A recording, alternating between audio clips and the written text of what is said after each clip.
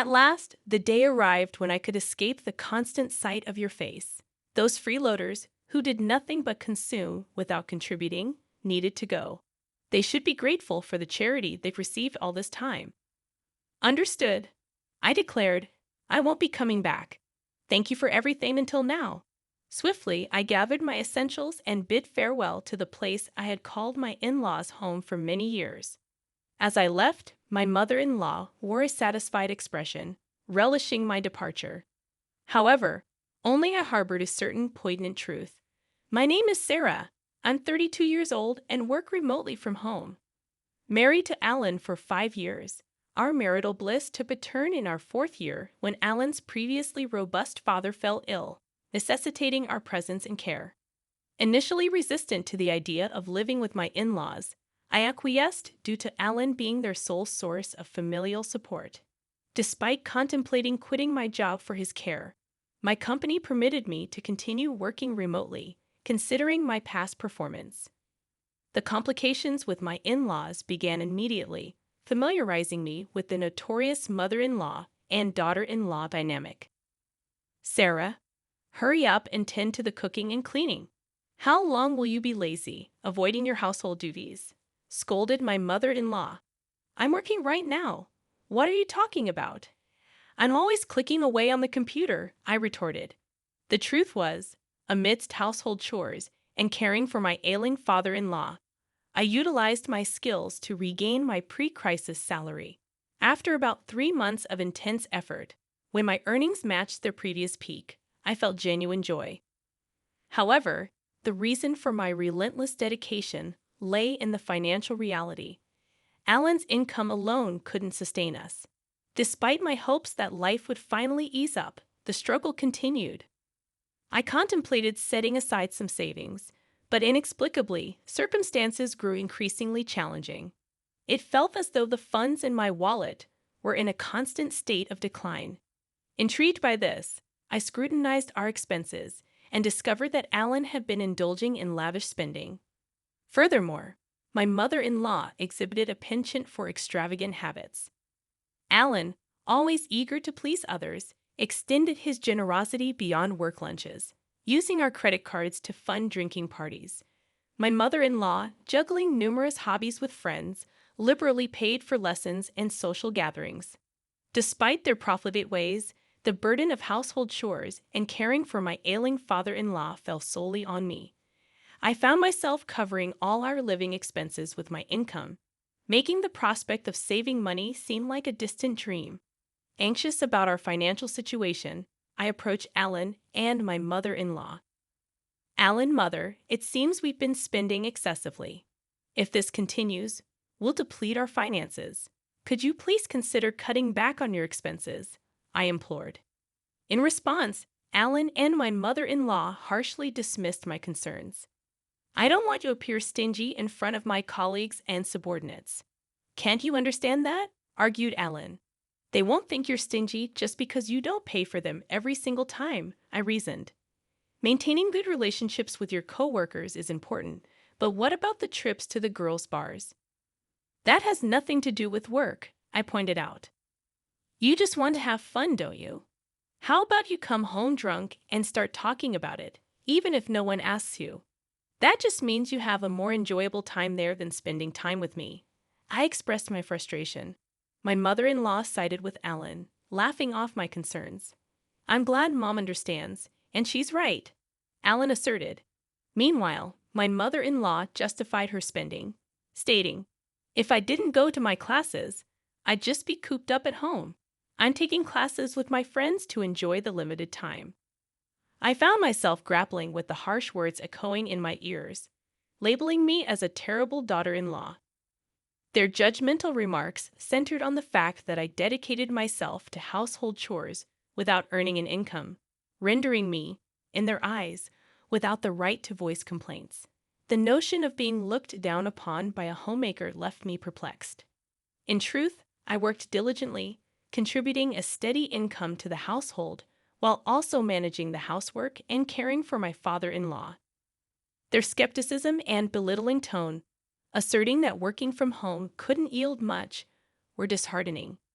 Even more so, my mother-in-law had apparently fed Alan a distorted narrative, implying that she alone took care of my father-in-law, painting me as an idle homemaker. The injustice of their perception left me speechless. Despite the countless moments when I contemplated leaving that challenging environment, the anchor that held me was my deep concern for my father-in-law. Since the early days of my marriage, he had consistently treated me with kindness, in stark contrast to Alan and my mother-in-law.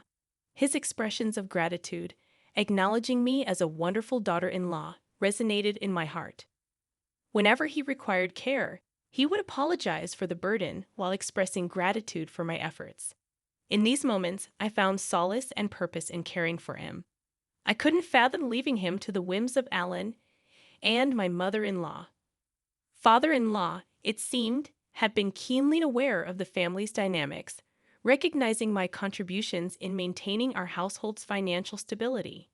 His words of appreciation, acknowledging the importance of my efforts, became a source of strength. The anxiety about the fate of this household without my presence was overshadowed by the greater concern for my beloved father-in-law. Thus, I made the decision to personally provide dedicated care until my father-in-law's passing a year later. The somber occasion of his funeral became an emotional battleground for me. Despite my heartfelt grief, my tears were met with disapproval. "Why are you crying so much, Sarah? Father-in-law has passed away. Isn't mourning like this natural?" I was asked, but my response seemed to provoke irritation from my mother-in-law. She accused me of making it sound as if she had never taken care of him at all. The truth, however, was starkly different. My mother-in-law had hardly been involved in my father-in-law's care. Her preoccupation with hobbies and frequent outings left me as the primary caregiver. Despite my efforts, she portrayed herself as the oppressed and pitiful mother-in-law to outsiders, painting me as the cruel daughter-in-law. In the eyes of relatives, it seemed as though I was being too harsh on my mother-in-law. Even in the midst of mourning, I found myself criticized by those who understood little of the dynamics. Frustrated, I chose to distance myself from the relatives. However, this move did not go unnoticed by Ellen, who approached me with complaints. "You embarrassed Mom in front of everyone," he accused. "That doesn't make any sense. I was only crying about father-in-law's death. Despite that, your mom told me it was strange for me to cry. I never said she hadn't taken care of Dad at all. I just talked about mourning the loss of my father-in-law, whom I had always cared for," I defended myself. In the escalating argument, Ellen accused me of insulting his mother and suggested that if it bothered me so much, I should have cared for his father myself. The clash intensified, prompting the intervention of relatives who finally put an end to our quarrel. Following that incident, I maintained complete silence with my husband. After the funeral proceedings concluded, a lawyer arrived to discuss the inheritance. The lawyer began, "I'd like to discuss the contents of the will regarding your late father's estate. Firstly, to the wife and daughter-in-law Sarah, he's left half of his cash to each of you. To his son Ellen, he's left ownership of the family land and home." My mother-in-law questioned, "What if Alan gets the land and the house? Doesn't that mean all the other assets go to the wife? Why is Sarah receiving an inheritance? She's not related by blood." The lawyer responded, "Your husband was deeply grateful to Sarah for the dedicated care she gave him. He wanted to express his gratitude by giving her part of the inheritance. This decision cannot be changed." Unable to accept this, my mother-in-law accused, "I can't believe it. You were caring for him just to get the inheritance, weren't you?" I defended myself, explaining, "I had a good relationship with my father-in-law since I got married. I took care of him to express my gratitude." My mother-in-law continued with her accusations, suggesting it was psychological abuse. Frustrated, she eventually gave up, and the lawyer continued, "So that was Dad's decision. It's gratitude for Sarah's caring, right? If that's the case, then we have no choice but to follow it. May I continue?" As the lawyer proceeded, my mother-in-law's discontented expression turned into a smile, and she exclaimed, "Yes, that's great. I understand. Confused, my husband questioned her. What do you mean?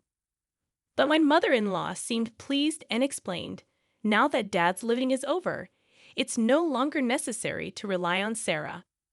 Her inheritance is nothing more than severance pay. We don't need her in this house anymore. My mother-in-law had misunderstood my father-in-law's will, just as he had intended. In truth, he had discussed this plan with me before his passing. He wanted me to be free from the constraints of this house after his demise. Using the will, he cleverly deceived my husband and mother-in-law, making it seem natural for me to leave, just as he had planned.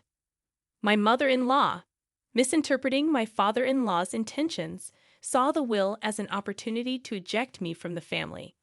Concealing my actual desire to leave, I responded to her shock by saying, "Father-in-law, why would you treat me like this? Even to Dad, I was just someone taking care of him. Ellen, you can't understand Sarah anymore, right? Why don't you just divorce her?" Looking at Ellen with tearful eyes, I pleaded, and after contemplating for a moment, he agreed. You know what? Let's get a divorce. I've inherited the family home and land, and Mom got some money too. There's no longer any need to worry about living, so there's no problem if Sarah goes. What do you mean by that? Just what I said. I feel bad for asking, but could you leave our house and agree to the divorce? Understanding that there was no place for me there anymore, I agreed. Understood. I guess there's no place for me here anymore. With a hint of restraint, I retrieved the document from the drawer and handed it to my husband. It was a notice of filing for divorce, prepared after our previous argument. My husband promptly signed it, expressing, "Finally, I don't have to deal with you anymore. A non-working freeloader should just get out. You should be grateful for us having put up with you, a total freeloader. Is that so?" "Okay, I understand. I'll leave. Thank you for things up to now." As I left, my mother-in-law appeared elated, unaware of what would transpire in the future of their house. Once out of their home, I wasted no time and immediately submitted the divorce notice to the city hall. Arriving at the apartment I had rented in advance, the spacious room echoed with my joy as I exclaimed, "Finally, I can be by myself. This is great." I felt overwhelmed with joy to be liberated from a challenging marriage. My heartfelt gratitude extended to my father-in-law for devising the plan that enabled my escape from my in-laws' home. Subsequently, I embraced a comfortable life living on my own, appreciating the newfound freedom and the ability to continue working remotely, a skill I had cultivated during my time at my in-laws' place. Having honed my time management skills, work flowed smoothly and my income increased, allowing me to lead a comfortable life free from interference. However, my peaceful existence took an unexpected turn when my ex-husband, Alan, called me out of the blue. Perplexed, I questioned, "It's been a while.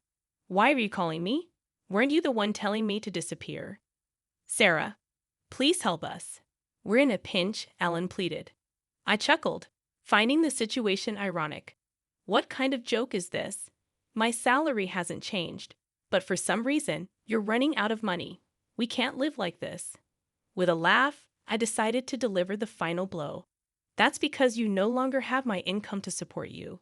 You squandered your entire salary on yourself. Maybe it's about time you and your mother learned some financial responsibility as adults. Confused, Alan asked, "What do you mean? You still don't get it?" I clarified. While you were living lavishly, my salary was the one paying for our living expenses. At that time, I was making about $4,800 a month. Now I'm earning even more than that with no one to get in my way. Expressing frustration, Alan pleaded, "Sarah, can't we start over? It was a mistake to let you go. I want to make things right again." I scoffed. "It's obvious you're after my income. Don't be ridiculous. I never want to see your face again. What happened to the inheritance your mother received? With that amount, she should be living comfortably." Alan confessed, "It's about to run out. We spent it on a shopping spree, overseas trips, and half of it disappeared in the casino." Unmoved, I retorted, "A foolish mother breeds a foolish son. I have nothing more to say to you. I'm a stranger now, and I can't do anything for you, nor do I want to." Desperate, Alan implored, "Don't be so heartless. Help me. This has nothing to do with me. There's nothing more to talk about." I'm hanging up. "Don't call me again," I declared before ending the call and promptly canceling the contract for the mobile phone I was using. A year later, passing by my mother-in-law's house, I discovered it had become an empty lot, likely sold due to financial struggles. Unperturbed, I continued with my newfound spare time, attending a wine class I had long been interested in. There, I met a man 2 years my senior who took me seriously. After a year and a half of dating, we got married. He is the ace of a well-known company, humble despite his high salary, with a warm and wonderful character. We respect each other's careers, leading to a fulfilling married life. Reflecting on these changes, I can't help but feel that this retribution was, in a way, a gift from my father-in-law.